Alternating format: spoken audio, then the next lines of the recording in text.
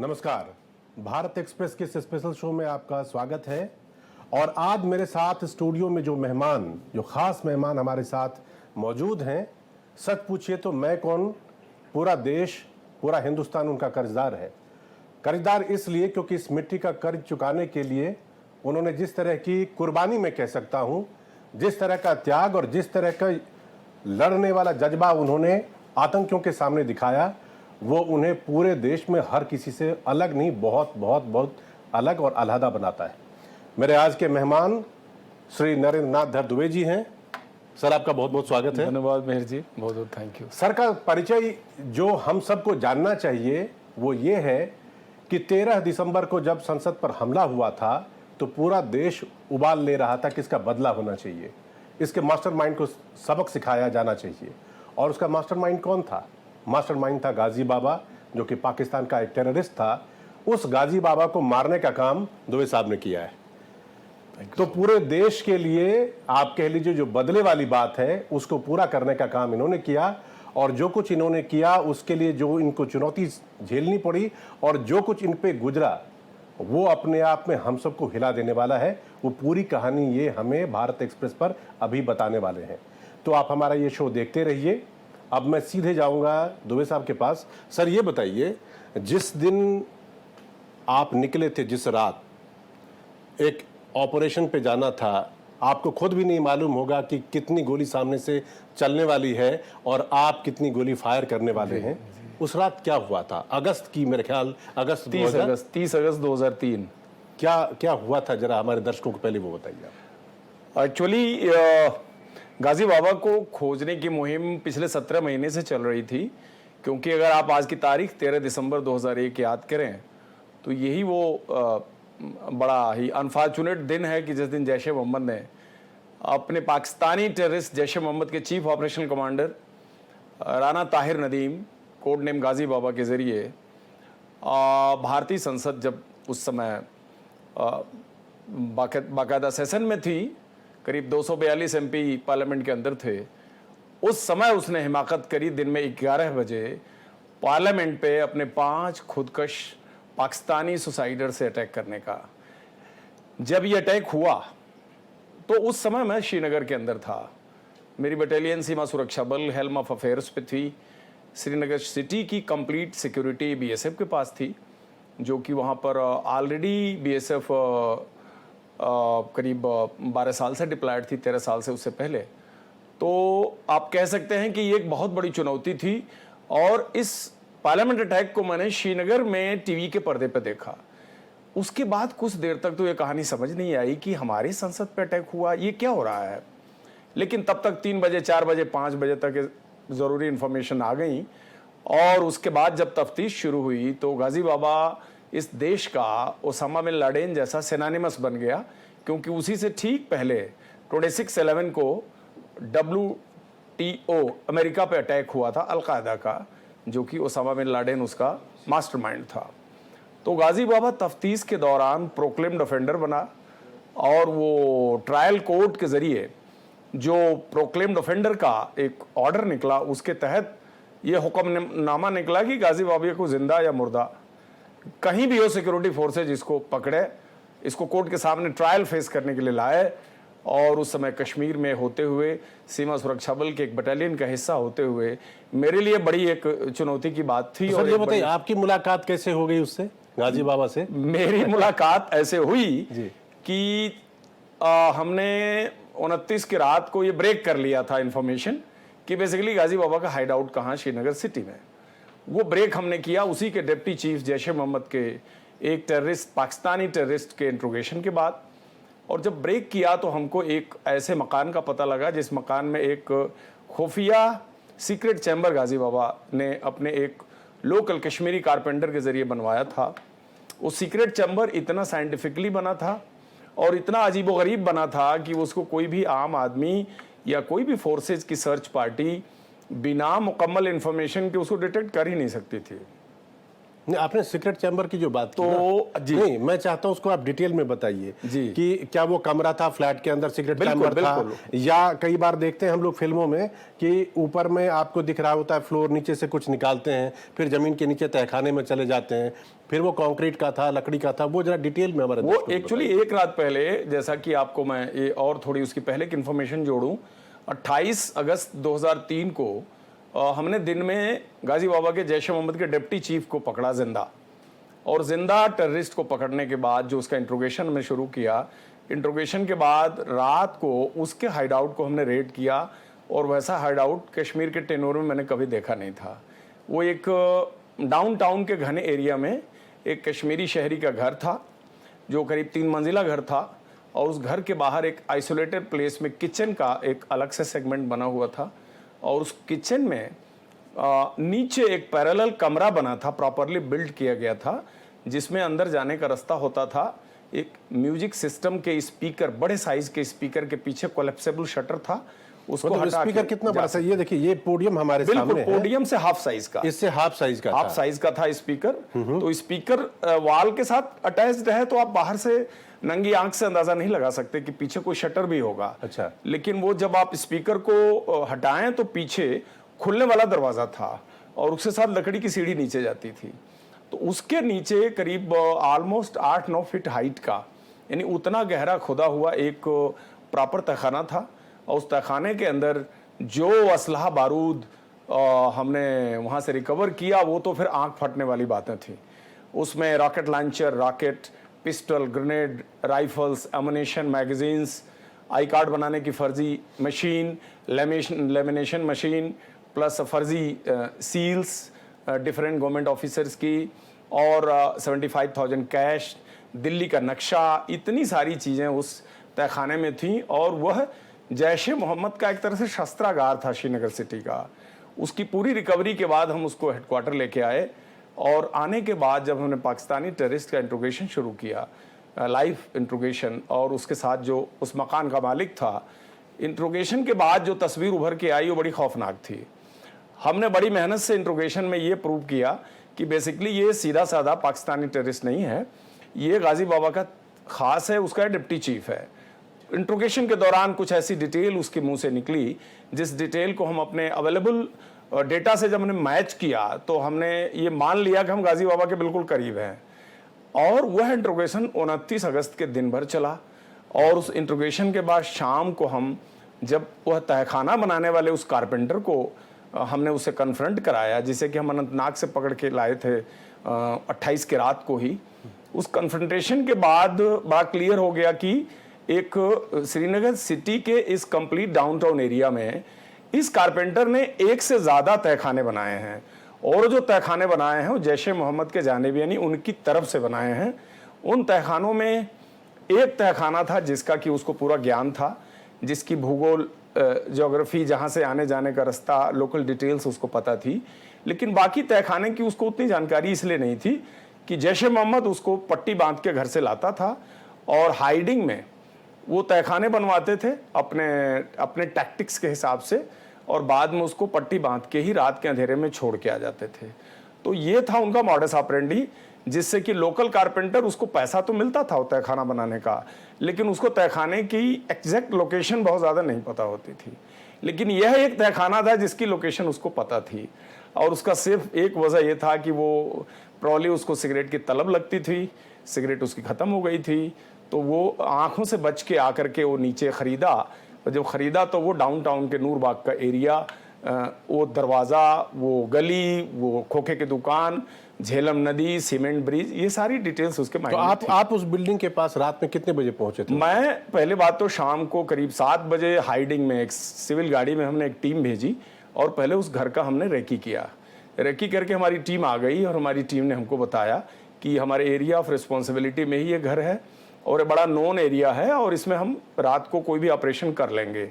फिर मैंने प्लान बनाया 29/30 के सुबह मॉर्निंग में 3:30, और हमने सोचा कि इस घर में हम 3:30 बजे भोर में घुसेंगे, क्योंकि 3:30 बजे सुबह, 3:30 बजे, क्योंकि 3:30 बजे का समय ऐसा था कि हमको पता था कि वो ऑफ गार्ड होगा, और मोस्ट प्रोबेबल इनकाउंटर का टाइम 3:30 का रिस्की था। जनरली सिखलाई में देखिए 3:30 बजे अंदर घुसते नहीं हैं। अगर आप इसको एक लोकल प्रैक्टिस माने तो 3:30 के अंधेरे में जनरली हम घुसते इसलिए नहीं है कि कैजुअलिटी के चांस ज़्यादा होते हैं, लेकिन हमको पता था कि गाजी बाबा को अगर पकड़ना है तो हमें 3:30 उसके बाद में घुसना ही पड़ेगा। अगर उसको हमें मौका दे दिया हमने तो फिर इनकाउंटर बड़ा ख़राब होगा और इसमें हमारी कैजुअलिटी हो सकती है। तो हमने 3:30 का टाइम नियुक्त किया और उसकी हमने प्रॉपर ब्रीफिंग करी, टीम बनाई। करीब 80 से 90 ट्रूपर्स की हमारी टीम थी और रेडिंग टीम करीब 10 लोगों की थी। रेडिंग टीम में 3 और अधिकारी थे मेरे अलावा, और सीपी त्रिवेदी, एमआर वेणुचंद्रन और हिमांशु गौड़, और 4 हम ऑफिसर्स हो गए, 2 ऑपरेटर, 6 और 4 और जवान और हवलदार थे जिसको अंदर घुसना था। तो करीब 3:45 के करीब हमने वो घर घेर लिया। वो घर सफागादल पुलिस स्टेशन के अंदर एक नूरबाग एरिया है, उसमें एक चंडाल मोहल्ला है, वो बिल्कुल झीलम नदी के किनारे है। एक बात बताऊं, 2003 की बात बता रहे हैं हम लोग, 2025 में है जी। 22 साल बीत गए, लेकिन आपको एक एक जगह, एक एक मकान, एक एक दुकान, एक एक मोहल्ले का नाम ऐसे याद है जैसे कल की बात हो। एक्चुअली मीर जी, हमने डाउनटाउन जिया है करीब 3-4 साल। हमने एक एक गली, कई बार वहाँ के लोगों को हैरानी होती थी। अभी भी साउथ कश्मीर के पुलवामा में जब हम किसी रोड पे सीरियल से गांव का नाम लेना शुरू करते हैं तो लोकल वाले आदमी कहता है कि सर मुझे नहीं याद है इतना। तो जब आप आतंकवाद के एरिया में वहाँ बड़े शिद्दत से काम करते हो, ग्राउंड पे काम करते हैं, यानी ये कोई टेक्निकल ऑपरेशन तब नहीं चलता था, तो उसमें ये सब चीज़ दिमाग में आपके बैठ जाती है जी। तो हम लोग गाजी बाबा पे थे आप। तो फिर तो फिर उस मकान को घेरा हमने और घेरते घेरते 3:45 के करीब हो गया, और यही 30 अगस्त का दिन था, यानी टेक्निकली 30 अगस्त हो चुका था। अगले दिन 30 का व्रत था, तो मुझे वापस कुछ ऐसा कमिटमेंट था कि शायद वाइफ हैं तो उनके साथ कहीं मंदिर वंदिर जाना पड़े। बच्चों का संडे का दिन था, परहैप्स बच्चों की छुट्टी थी, और हमने ट्रुप्स की ब्रीफिंग करी और ये कहा कि आज कुछ भी हो सकता है। आज हम जिस इनकाउंटर के लिए जा रहे हैं उसमें कोई भी चीज़ हो सकती है, तो हम गाड़ी से नहीं जाएंगे, हम पैदल जाएंगे। जूते की आवाज़ नहीं होगी, राइफल चेन की भी खनक नहीं होनी चाहिए, लाइट जलेगी तो कुत्ते भौंकेंगे, जिससे कुत्ते के भौंकने से अगर कोई टेररिस्ट है तो उसको पहले से एक तरह से अर्ली वार्निंग हो जाएगा। तो उस मकान को घेरने के बाद वो मकान भी बड़ा विचित्र था। वो एक तरफ से तो बाउंड्री वॉल था, बाकी उसका हिस्सा डाउनटाउन के वो टिपिकल मकानों से अटैच्ड था, यानी क्लियर कट गार्डन का एरिया नहीं मिल रहा था। तो हाफ एरिया में गार्डन लगा और बाकी हाफ एरिया में हम लोगों ने एक्सटेंडेड गार्डन लगाया। गार्डन कहते हैं कि उस टारगेट के घर को घेरना, और वो ऐसा घर चुना था गाजी बाबा ने कि जिसमें अगर जिप्सी भी घुसाएंगे ना तो जिप्सी की बॉडी रगड़ते हुए जाएगी, इतना पतला सा गली था। और उसने जानबूझ के इसलिए चुना था कि कभी रेड हो तो गाड़ी वाड़ी यहाँ ना पहुँच सके और उसको भागने का मौका मिल जाए। मकान को घेरने के बाद एक बाहर बहुत बड़ा एक डोर था, डोर क्या, लोहे का गेट था। उस गेट को हम लोगों ने अंदर जम करके खोला। खोलने के बाद टॉप फ्लोर पे एक लाइट जली तो वो लाइट फिर बुझ गई। अब ये थोड़ा सा क्यूरियोसिटी हुआ कि या तो ये लाइट जलनी नहीं चाहिए थी, और जली तो इसे बुझना नहीं चाहिए था, यानी there was some sense of doubt. तो अंदर घुसने के बाद नीचे देखा कि मकान के बीचों बीच से एक सीढ़ी ऊपर जा रही है, दोनों साइड में कमरे हैं, नीचे कुछ फैमिली के लोग बैठे हुए हैं, सो रहे हैं। उनको जगा के हम लोगों ने एक कमरे में कन्फाइन किया और हम सीढ़ी के सेंटर से ऊपर चढ़ने लगे। ग्राउंड फ्लोर कंप्लीट सर्च किया, हमको कुछ नहीं मिला। फर्स्ट फ्लोर सर्च किया, कुछ नहीं मिला। टॉप फ्लोर पे जब हम पहुंचे तो एक्चुअली टॉप फ्लोर ही हमारा ग्राउंड जीरो बना। वो वैसे कि गाजी बाबा उसी टॉप फ्लोर पर जो मेन हॉल था वो बिल्कुल वेकेटेड था, उसमें वॉल टू वॉल कारपेट लगा था, कोई भी ह्यूमन रिसोर्सेज वहाँ नहीं रखा था जिससे आइडिया लगे कि ये यहाँ कोई रह रहा है। और एक वॉल पे एक बड़ा भारी शीशा वॉल के अंदर फिटेड था। वो शीशा बड़ा अनयूजुअली बड़ा था। क्या सही रहा होगा? उसका शीशा आप समझ लगे 4.5 फीट का रहा होगा, 4-4.5 फीट का ऊंचा शीशा रहा होगा। और उसके नीचे ड्रेसिंग टेबल के जो मटेरियल हैं वो रखे हुए थे। कंघी, हमारे एक ऑफिसर ने बल्कि कंघी लेके बाल भी ठीक किया। उसको इस बात का उस समय शायद एहसास भी नहीं हुआ कि इस पर्दे और मतलब उसके और गाजी बाबा के बीच में शायद 2 इंच भी दूरी नहीं थी। और हमने लाइट जलाई, मतलब हम परेशान थे कि अब करें क्या। तब तक हमें ख्याल आया कि पिछले रात जो हमने हाइड आउट ब्रेक किया था वो किचन के बेसमेंट में अंडरग्राउंड था। तो कारपेंटर हमारे साथ था। कारपेंटर ने शुरू में कोई क्लू नहीं दिया, लेकिन बाद में कारपेंटर को हम लोगों ने थोड़ा सा वहाँ उसकी चूड़ी कसी तो उसने हिंट दिया कि शीशा। उसका शीशा कहना और उसके बाद तो मेरे से इनकाउंटर खत्म होने में टोटल 3 मिनट की कहानी थी। ये बताइए, जिसको मैं थोड़ा डिस्क्रिप्टिव बता दूं आपको। वो उस पे मैं आ रहा हूँ। उस टाइम पर आपके हाथ में वेपन क्या क्या था? मेरे पास पिस्टल थी, AK-47 राइफल था, अच्छा। ग्रेनेड का कंप्लीट पाउच था, मैगजीन्स थी, वायरलेस सेट था। ये हमारा स्टैंडर्ड ड्रिल था, इसके बगैर हम लोग उस समय निकलते नहीं थे। और हमारे 10 में से एक ऑफिसर नीचे चला गया था जैकेट लेने, बाकी 9 लोग हम अंदर थे। आपने बुलेट प्रूफ जैकेट उस टाइम पे पहनी हुई थी। अच्छा। और हाँ, लेकिन हमें जो इंजरीज हुई वो उन पार्ट्स में हुई। मैं उस पे आ रहा हूँ बाद में। तो फिर क्या वो शीशा आपको पता चला? उसने शीशा पता चला तो हमारा ऑफिसर बेनू चंद्रन ने, वो तो बिल्कुल कोई रिएक्शन टाइम नहीं था, ना वहाँ डिस्कशन का टाइम था, ना कोई प्लानिंग बनाने की टाइम था, ना ये था कि हम आगे क्या करें पीछे क्या करें। तो स्ट्रेट वे ग्लास पे उस शीशे पे उसने किक मारा। अच्छा। किक में नीलकमल कांस्टेबल था, बंगाल का एक सिपाही, उसने भी किक मारी, बट बीनू ने पहला इनिशिएटिव लिया। किक मारने के बाद तो हमारा जबरदस्त स्वागत हुआ। अच्छा। फिर जो ग्रेनेड्स उसने अंदर से रोल करने शुरू किए, 8-10 ग्रेनेड मारे होंगे उसने। अच्छा। और बट यही था कि सब लोग नीचे थे, लाइन पोजीशन में थे। अच्छा। कोई खड़े कंडीशन में था नहीं। तो मुझे लगता है कि ग्रेनेड का जितना इम्पैक्ट आना चाहिए उतना इम्पैक्ट सब पे पड़ा नहीं, लेकिन सबको सुपरफिशियल इंजरी हुई।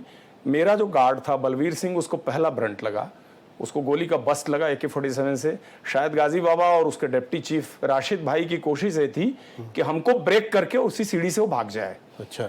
उसने कोशिश, तो शीशे के उस पार गाजी बाबा था? बिल्कुल, उसके पीछे एक पैरेलल रूम बना हुआ था और उस रूम के अंदर बाद में रिकवरी हुई तो उससे पता लगा, उसी के अंदर उसकी एल्बम, उसकी जैकेट, उसका थोराया सेट, सेटेलाइट सेट मिला और पूरे उसके वेपन्स मिले। और एक लोहे की कोई छोटी सी सीढ़ी बनी हुई थी मॉडिफाइड, जो नीचे आती थी। वो मकान जब डिमोलिश हुआ तो उसमें वो चीज़ मिली। फिर हमने जब फायर आया तो हमने फायर किया और मैं हाफ मैगजीन फायर कर चुका था। उसके बाद तो मेरा दाहिना हाथ लटक गया, दाहिने हाथ में काफ़ी सीवियर इंजरी हुई और यही इंजरी मुझे पता भी लगी। हाथ लटक गया, इनकैपेसिटेड हो गया। और मैं जो देख पाया कि मेरे सामने शीशे के हाइट पर हाफ लटकी हुई एक बॉडी थी। किसकी थी, कैसी थी, उस समय तो मुझे कोई इल्म हुआ नहीं। दूसरे टेररिस्ट ने ग्रेनेड फेंका, वो ग्रेनेड मेरे शू पे आके बिल्कुल हाल्ट किया, बिल्कुल जूते के साथ मैं देख रहा हूँ, आई एम सीइंग कि ये ग्रेनेड है और ये फटा तो मैं गया। तो मुझे पता नहीं क्या वो कुछ फ्रैक्शन ऑफ सेकंड में ख्याल आया कि मुझे शायद रोल कर जाना चाहिए। तो मेरा बायां हाथ काम कर रहा था, मैंने राइफल को पिक किया और सीढ़ियों में रोल कर गया। बाय दैट टाइम वो ग्रेनेड फटा, उसका एक स्प्लिंटर मेरे खाली फिंगर में लगा और मैं होश में था, चल सकता था। तब तक जिसने ग्रेनेड थ्रो किया वो टेरेस से कूदा और उसको सेकंड फ्लोर या ग्राउंड फ्लोर पर जवानों ने मार दिया। तो जो लटका हुआ था मेन एंट्री पे बॉडी, वो गाजी बाबा था।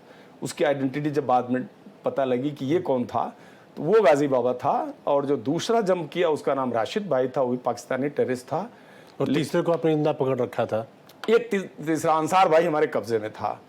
तो ये सब होने में कोई 3 से 4 मिनट। अब आप एक बात बताइए, 3-4 मिनट की जो कहानी जितनी सरलता से और आसानी से आप बता रहे हैं, ये कहानी इतनी है नहीं। मैं चाहूंगा कि आप दिखाइए कि इसकी कीमत क्या होती है। हम और आप, हमारे जैसे ये हैंड तो ऐसे था, ये हैंड, ये मैं चाहूंगा कि ये दिखाइए, आप देखिए। पूरे शॉट लगे थे तो ये हाथ तो लटक गया था, ये पूरा हाथ आपका लटक गया था। हाँ, और ये फिक्सेटर पे बाद में लिया तो इसको रिपेयर किया, ये हाथ छोटा भी हो गया। अच्छा। और इसका ये इफेक्ट खत्म है। और बॉडी में भी गोली लगी? बॉडी में एक सियाटिक नॉच के अंदर है, वो गोली दाहिने से लगी थी पेट में, इस साइड से दाहिने से घुसी थी और वो अंदर ही लॉज हो गई। अच्छा। वो यहाँ घुसी थी, ये देखिए, ये जगह है।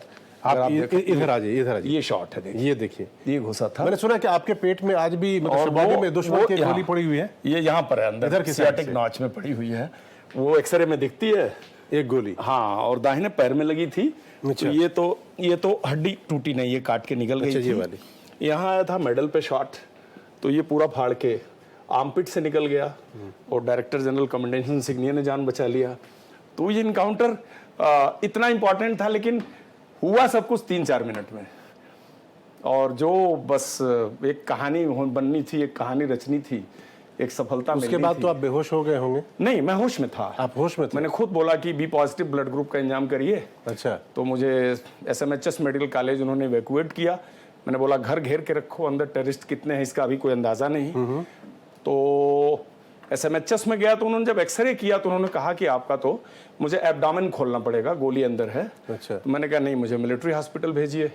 वहाँ गया मैं, वहाँ मेरी सर्जरी हुई, अगले दिन 11 बजे मैं होश में आया। तो मुझे सक्सेस स्टोरी अगले दिन 11 बजे पता लगी कि गाजी बाबा ढेर हो कि चुके। जो, क्योंकि डीजी महोदय पहुंच चुके थे, वो आईसीयू में आया, उन्होंने बधाई दिया, बोले कि we are very sorry, you are critically injured, लेकिन आपकी लाइफ खतरे से बाहर हो जाएगी ऐसा लगता है और आपको बहुत बहुत बधाई। जरा भारत एक्सप्रेस के जरिए पूरे देश को ये बताया कि उसके बाद कितने दिन तक आप हॉस्पिटल में रहे? मैं हॉस्पिटल से निकला हूँ 19 दिसंबर 2007 को। मतलब कितने साल बताइए? 4.5 साल।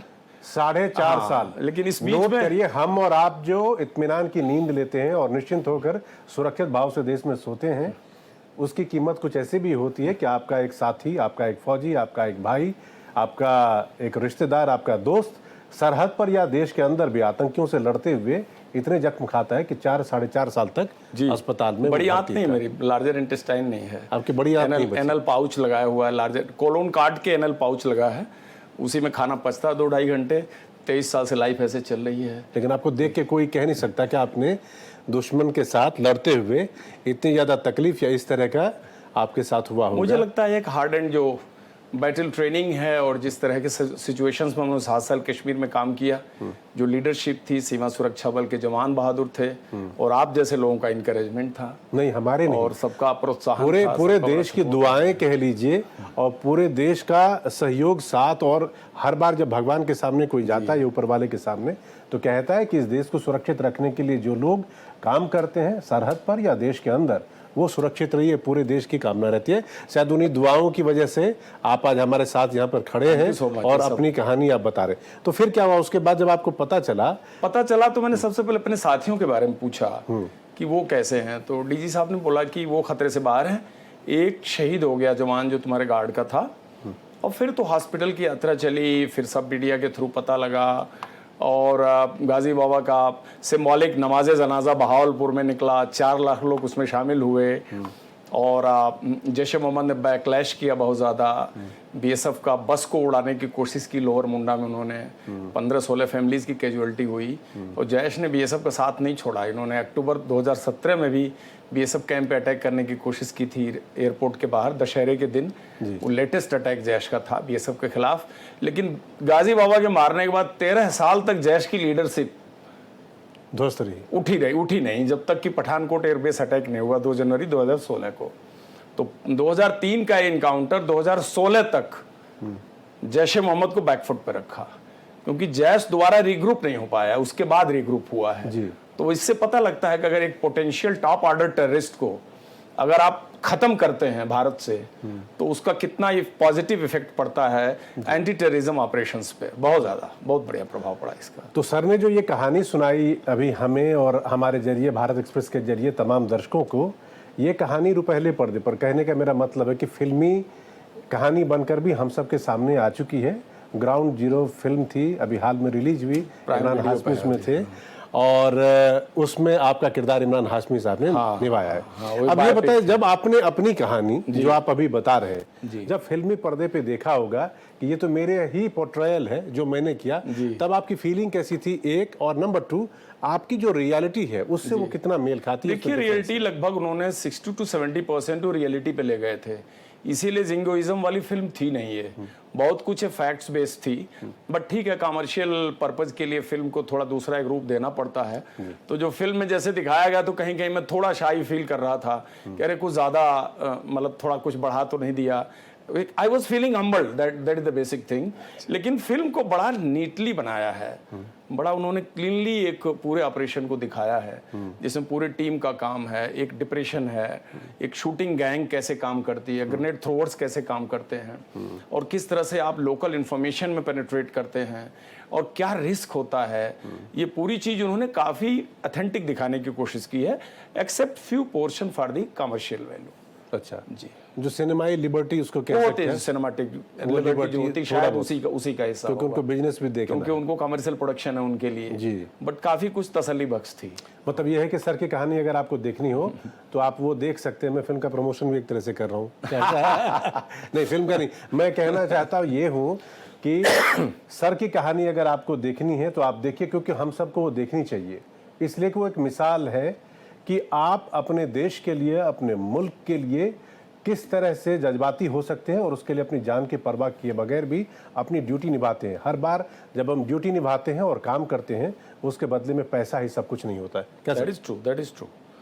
पैसा और अचीवमेंट और मेडल तो तब ख्याल में ही नहीं था जी। ये सब तो कहते हैं ना in consequence of duty, line of duty में मिला, तब नहीं था ऐसा कुछ। जब मिला तो भी बड़ा आश्चर्य हुआ, अरे ऐसा कैसा हो गया। कुछ समय तो सोचने का दिमाग में था कि भाई ऐसा हो सकता है, क्योंकि डिफेंस मेडल थे और शौर्य चक्र, कीर्ति चक्र बीएसएफ को मिलना जो कि डिफेंस रक्षा पदक है, तो बीएसएफ इसको बड़े मान और आन के साथ लेती है। सही बात है। बीएसएफ के अंदर फीलिंग आता है कि आपने निश्चित रूप से कुछ एक्स्ट्राऑर्डिनरी काम किया है जिसको रिकॉग्नाइज किया है देश ने। नहीं, बिल्कुल एक्स्ट्राऑर्डिनरी, महा एक्स्ट्राऑर्डिनरी काम है उसी के और बदले। बीएसएफ का वर्क बड़ा अलग है, जैसा कि आपको पता है जी। ऐसी रक्षा पंक्ति है जो कि शांति काल, युद्ध काल दोनों में एक्टिव रहती है। बिल्कुल बिल्कुल। 365 डेज वार है बीएसएफ के लिए। अब मैं ये जानना चाहूँगा कि ये सारी चीज़ें तो हम सबको सुनने में या देश की सुरक्षा के हिसाब से बड़ा अच्छा लगता है, आपके परिवार पर क्या बीती उस वक्त? परिवार पे ये बीता कि उसी साल बड़े बेटे का बोर्ड था, बच्चे मेरे कश्मीर से ही पढ़ रहे थे, तो मैं दिल्ली में इलाज मेरा हो रहा था, लेकिन परिवार उसी श्रीनगर में था जहाँ इनकाउंटर हुआ था, और उन्हें अगले साल अप्रैल तक वहाँ रहना पड़ा और उसी साए में स्कूल जाना, स्कूल से आना, पूरा डाउनटाउन क्रॉस करके जाना, क्योंकि डाउनटाउन क्रॉस किए बगैर आप स्कूल पहुंच नहीं सकते थे। फिर 2004 में हम लोग यूनाइट हुए दिल्ली में, और मेरा हॉस्पिटल का जो पीरियड था वो पीरियड परिवार के लिए बहुत टफ था। वो एक थोड़ी टफ कहानी रही है, और जो चीज़ हेल्थ के साथ अटैच्ड हो गई है उसको एड्रेस करने के लिए मैं भी 3 दिन से डिहाइड्रेटेड हूँ, मैं एंटीबायोटिक पे हूँ। उसी कोलोन के नाते मैं इस समय सेट्रोजिन ओ खा रहा हूँ, बीडी। मैं, आप देख भी सकते हैं, थोड़ा डिहाइड्रेटेड हूँ। वो जस्ट उसी का पाउचाइटिस इफेक्ट है, क्योंकि जो एनल पाउच लगा है वो इन्फेक्शन प्रोन है और 2-3 महीने में इन्फेक्शन हो जाता है, तो I have to go on antibiotic for 6 to 7 days. तो और दाहिना पैर हाफ पैरालिटिक है, तेज़ वॉक नहीं कर सकता, मैं दौड़ नहीं सकता, खेल नहीं सकता। राइट हैंड की लिमिटेशन है, डाइजेशन सबसे बड़ा लिमिटेशन है, क्योंकि जो सिस्टम है कोलोन का वो टोटल निकाल दिया गया है। तो ये सब फिजिकल असर ये पड़ा। दूसरा असर ये रहा कि परिवार थोड़ा इमोशनली परेशान तो था, लेकिन साथ ही साथ उन्होंने समय के साथ अपने आप को बिल्टअप भी किया, और ऐसा कोई सिग्निफिकेंट इफेक्ट नहीं रहा जिसको मैं कहूँ कि एक उनके लिए बड़ा भारी हादसा हो। जी। अब सर ये बताइए कि आपने उस दौर को देखा, उस टाइम पर एनकाउंटर किया, गाजी बाबा को मारा, और अब देखते हैं इतने सालों में क्या बदलाव आपको दिखता है? एक बहुत बड़ा बदलाव ये दिखा कि जो हमारी ग्राउंड लेवल वर्क है कश्मीर में, ग्राउंड लेवल इंटेलिजेंस जिसको ह्यूमन इंटेलिजेंस कहते हैं, वो थोड़ा मुझे लगता है पहले से अभी डिफरेंट है, क्योंकि अभी टेररिस्ट भी टेक्नोलॉजी बेस्ड ऑपरेशन करते हैं। और दूसरा सबसे बड़ा फ़र्क ये दिखा कि चीज़ें अभी बहुत आसानी से पता नहीं लगती। पहले क्या था कि जब टेक्नोलॉजी नहीं आई थी, तो मुझे लगता है कि उस पीरियड में काम करना रिस्क भरा ज़रूर था, लेकिन और उसकी क्वांटिटी ज़्यादा थी, क्वालिटी कम थी। आज के तारीख में टेररिस्ट की संख्या कम है, लेकिन टेररिस्ट जिस मेथड का इस्तेमाल कर रहे हैं वो थोड़ा सुरक्षा बलों के लिए चैलेंजिंग है। और दूसरी सलाहियत ये है कि हमें ह्यूमन वर्टिकल मजबूत करने की आवश्यकता है। मुझे लगता है वो कहीं न कहीं मिस करता है। जो हमारी बेसिक पुलिसिंग है, जिसमें कि आपको पता है नवंबर महीने में जेके पुलिस का एक बहुत अच्छा काम भी हुआ था। जेके पुलिस के उस एफर्ट ने बहुत सारे ब्लास्ट को रोका, लेकिन साथ साथ ये भी उसकी सच्चाई है कि कहीं न कहीं इस चीज़ की भनक लोकल पुलिस जहां ये चीज़ें हो रही हैं, मॉड्यूल बन रहे हैं, उनके कान तक पहुंचनी चाहिए, उनका नेटवर्क ज़रूर इस योग्य बनना चाहिए। ये एक फ़र्क देखता हूँ मैं। तो सर आप हमारे स्टूडियो में आए, आपने हमसे बात की, भारत एक्सप्रेस के जरिए देश के तमाम लोगों को अपना फर्स्ट हैंड एक्सपीरियंस बताया, इसके लिए आपका बहुत बहुत शुक्रिया और धन्यवाद। और मैं आपकी कहानी जब कभी भी सुना, मैंने देखा और आज जब सुन रहा था और आपके जरिए बता रहा था, तो मुझे ये ऐसा लगता है कि सबसे बड़ा लेसन ये है कि ज़िंदगी में अगर आप देखिए तो परेशान होने के लिए, दुखी होने के लिए 50 वजह हैं, और नहीं तो बहुत ज़्यादा मुश्किलें हों तो भी मुस्कुराने की वजह है, दूसरों को इंस्पायर करने की वजह है, आप रीजन हो सकते हो। और आपकी मिसाल, आपकी कहानी बिल्कुल वही है। थैंक यू सो मच, बहुत बहुत धन्यवाद मेहर जी, बड़ा इंस्पायरिंग शब्द रहा आपका। ये शब्द हमको और आगे ले जाएंगे, अच्छा कुछ करेंगे सोच के। नहीं sir, thank you very much. Thank you.